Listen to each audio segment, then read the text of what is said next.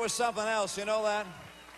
I'm going to get to Jack Nicklaus in just a second, but I want to begin with your hometown hero. It's good to have Governor John Kasich here and appreciate his endorsement and support. And of course, it's great to have Senator Rob Portman. You know, he debates me from time to time. He's playing Barack Obama in these mock debates we have. I don't like him very much anymore, all right? He keeps on beating me up, and I keep on going away shaking my head. This guy's really something. You're lucky to have a guy so bright and so capable and so committed as your governor and as your senator. But what you heard from the Golden Bear, what you heard from the greatest athlete of the 20th century, the words that he spoke have touched my heart, and I'm sure they have touched your hearts as well. He was moving and powerful. He's not a politician. He spoke from his heart. And what he said was about our country. When he said this election was not about him, but about his kids and his grandkids, I knew just what he felt. That's what this campaign is all about. He also said in those remarks of his, he said, you know, he learned that he had to know himself, learn himself, know himself. You heard that. I thought, as he said that, I never imagined for a moment that Time magazine might name me the greatest athlete of the 20th century. As a matter of fact, I didn't look at the Time magazine that week to see if I might have been named. I didn't have a great athletic career. And so when actually we have in my family a competition among our 5 boys and me in the summertime. We call it the Romney Olympics, but it's hardly an Olympics. And we play various sports. I typically come in 6th out of the 6 of us. So when I took the job to run the Olympics, yeah, sit down, guys. And those of you with chairs, go ahead and sit down. Oh, look at that. That's a lot better, isn't it? When I got the job to help organize the Olympic Winter Games in 2002, I knew that it was a bit ironic for a guy with such little athletic ability as myself to be able to be responsible for the largest athletic event of the world. My boys also saw the irony in it. My oldest son called when it showed up in the paper. They already knew that I'd taken the job, but my oldest son called and said, Dad, I saw the paper this morning, and I've talked to the brothers. We want you to know there's not a circumstance we could have conceived of that would put you on the front page of the sports section. But there I was. So I know myself, and I know that the things that I've learned how to do are things that right now our country needs. I know how to work with people who have different views and persuasions and bring them together to solve tough problems. It's something I've been able to do in part because I first grew up in a home where I saw my dad and my mom do that, but particularly Dad. He ran a car company. I love cars. And growing up in Detroit, I watched him take a company that was in real trouble. Some of you remember Ramblers and Jeeps. This was American Motors. They made those products, yeah. And he helped turn the business around and make it successful. Then he went on to become the 3-term governor of his state and worked with Republicans and Democrats to make his state more successful and create jobs. So I watched him do that. Then I went into business myself. And for the 25 years or so I was in business, I learned a very simple lesson. You don't spend more money than you take in or you go out of business, all right?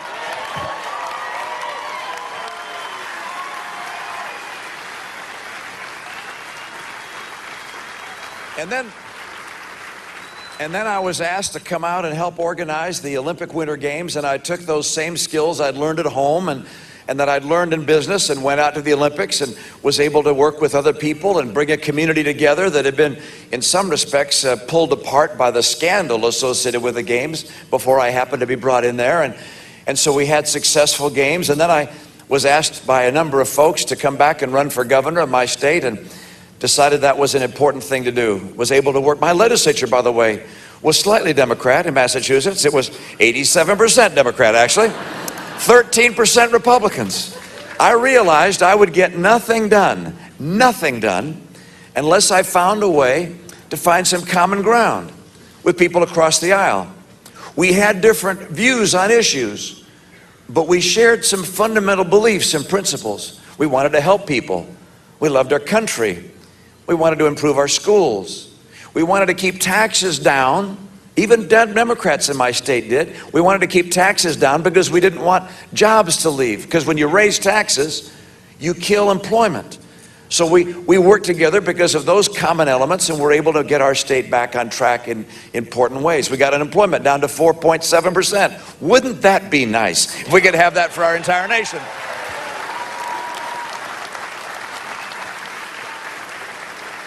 Now, I know myself well enough to know that I don't have all the ideas and all the best answers, that I need to work with other people and exchange ideas. And that when you do that, you can accomplish great things.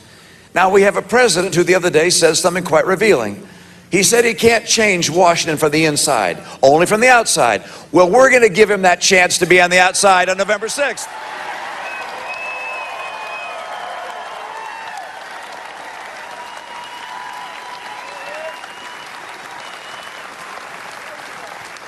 Every now and then I see protesters now and then at an event of mine. It's been a little while, but there have been some protesters, and usually they chant 4 more years. And I scratch my head a bit when I hear that. I mean, do we really want 4 more years with 23 million Americans struggling to find a good job? I mean, do we want 4 more years where half the kids coming out of college can't find work or college-level work? Do we want 4 more years where every single year the take-home pay goes down? No. Do we want 4 more years of trillion-dollar deficits? No. Yeah, I don't believe we can afford 4 more years like the last 4 years. And the reason I believe that after the debates and after the campaigns and after all the ads are over, the people of Ohio are going to say loud and clear on November 6th, we can't afford 4 more years. We must do better.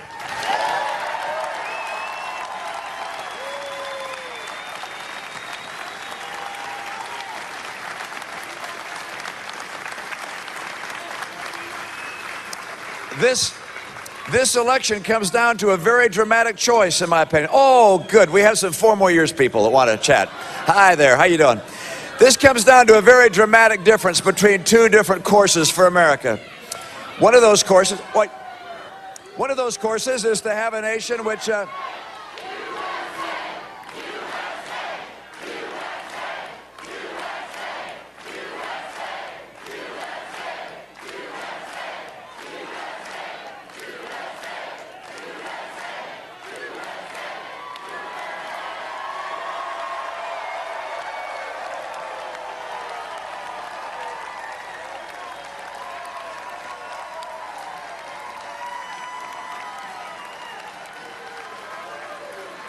you know, I know there's some people who want 4 more years, but we don't want 4 more years like the last 4 years.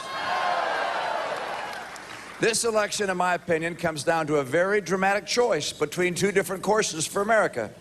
When it relates to the economy, the president's course is status quo. His slogan is forward. I think forewarned is a better term.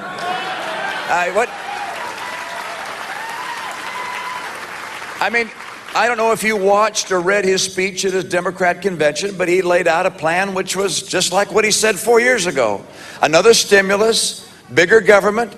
Instead of holding income taxes at the same level they've been, he's this time going to raise income taxes. That's a big change, I must admit, that he's going to add to his repertoire. I don't think that's going to add more jobs in this country. He also has another idea, which is instead of having consumers and markets choose the winners and losers among the various enterprises that are here, he likes to have government do that. Do you know he put $90 billion in the stimulus, went into businesses that he thinks have the greatest prospects, like Solyndra and Fisker and Tesla and Enterone. He likes to pick winners and losers, or as a friend said to me, no, he picks losers.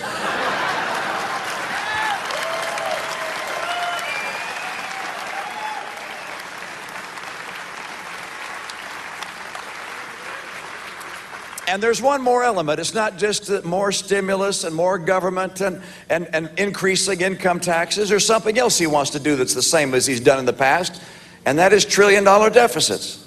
That clock up there shows our national debt. When I began this campaign, it started with 15 trillion. I mean, what is a trillion? It's 1,000 billions. It's an unthinkable amount. And he's added, when he came into office, there were just over $10 trillion in debt. Now there's over $16 trillion in debt. If he were reelected, I can assure you it'll be almost $20 trillion in debt. And by the way, those debts get passed on to our kids. It's not just bad for the economy. It's not just bad for our job creation. It will, in my opinion, it is immoral for us to pass on obligations like that to the next generation.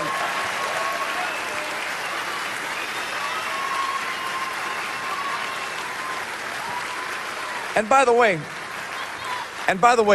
do you know what the interest bill is on that debt? Yeah, the interest rate, the interest that you're paying on that debt every year is more than we pay for housing, for agriculture, for education, and transportation combined. That's how much the interest is. And by the way, the interest rate is real low right now, artificially low. And the reason that is because every time the government goes out to borrow money, instead of having to go out to the marketplace and have people bid the interest rates up, they just give the debt to the Federal Reserve that takes it and puts it in their pocket, basically printing more money. So interest rates are real low. What's going to happen when those interest rates go up? That bill's going to get bigger and bigger. It is crushing. That's the course this president has put us on. We're on the road to Europe. We're on the road to Greece. I will get us off that road and reinvigorate our economy.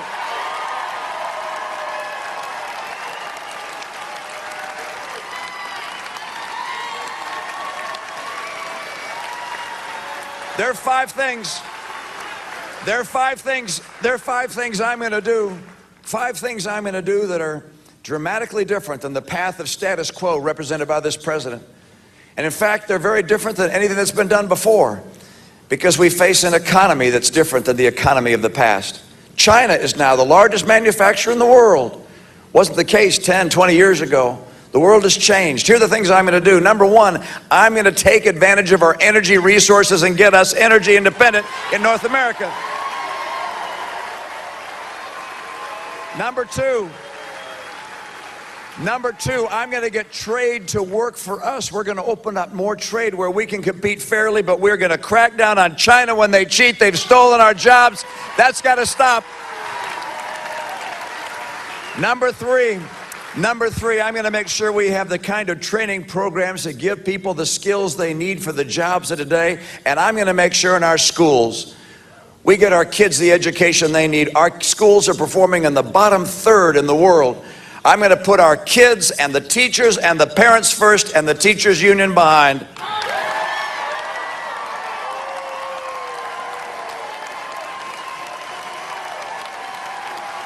Number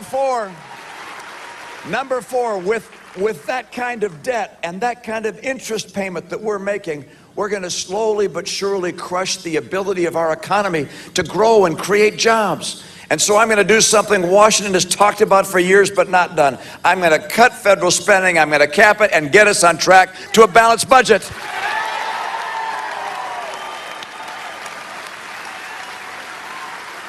And number five, I'm going to champion small business where jobs come from. I want to help small business. And let me tell you how to do that. One, as Senator Portman said, we've got to reform our tax system. Look, small businesses typically pay tax at the individual tax rate. And so our individual income taxes are ones I want to reform, make them simpler. I want to bring the rates down. By the way, don't be expecting a huge cut in taxes, because I'm also going to lower deductions and exemptions. But by bringing rates down, we'll be able to let small businesses keep more of their money so they can hire more people. My priority is jobs, and I'll make it happen.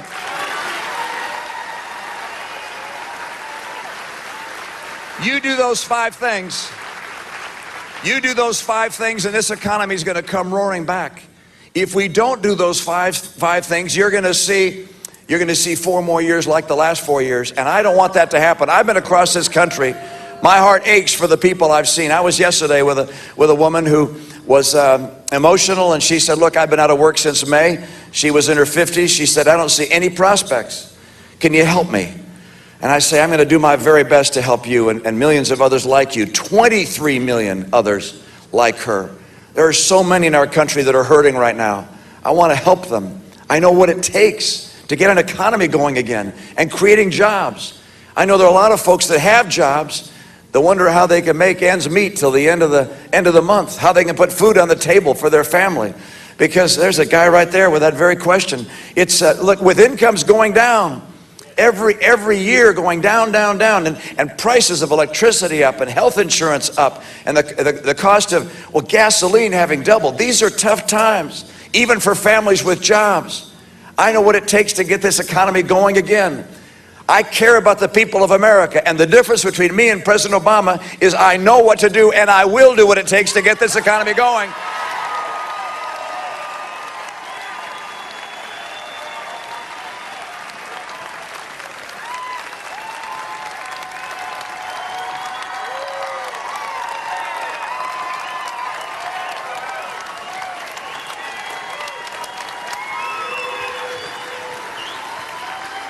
Thank you.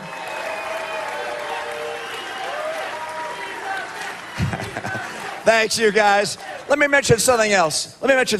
And that is, I talked about the economy and how we help people that are in trouble and how we can bring families back so they can have confidence in the future and make sure they know the ends can meet. They're tired of living paycheck to paycheck. I want to change that. But there's also another difference between myself and the president. And that is, perhaps we stand back and look at the role of government. My view is the role of government is to encourage freedom, economic freedom, personal freedom. Our economy runs on freedom. I want government to be small and the people to have more freedom. I realize, as Jack Nicklaus just said, that you did build that. You build your lives, you build your enterprises, you help build the enterprises that create good jobs. I understand that. Not government, but people. And this president has a very different view. He has a very different view. Not only does he think that government should choose winners and losers, as I mentioned before, he also thinks that government can do a better job than you in the way you live your life. And Obamacare is point number one. It's the example number one, where he wants to put bureaucrats between you and your doctor. He believes that the government should tell you what kind of insurance you have to have. He believes that government should have a board of people that tell you what kind of care you can receive. My view is we fight for freedom in this country. I do not want an intrusive, massive, larger, debt-spending government that crushes the American dream. And you guys, this matters. Look, this matters. This really matters. The choice we make is going to determine what kind of take-home pay people in America have. It's going to determine what kind of jobs we have. It's also going to determine whether our kids are confident, and you're confident in your kids and in their future. From the very beginning, America has always been defined by our belief that the future's brighter than the past. The majority of Americans don't believe that today.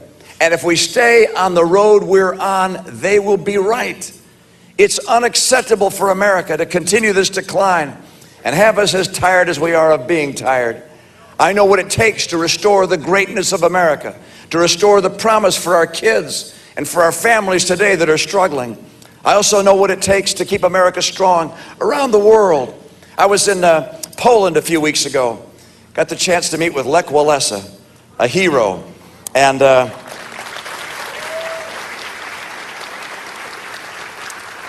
as I came into the room, he said, "You've come from America. You must be tired. You sit. I'll talk. You listen." I did. I sat down, and he began to speak, and he said this again and again. Where is American leadership? We need American leadership. And then he'd talk about a region of the world and say, we need American leadership. Where is American leadership? I can commit to you this, with every ounce of my energy, when I'm President of the United States, when I am President of the United States,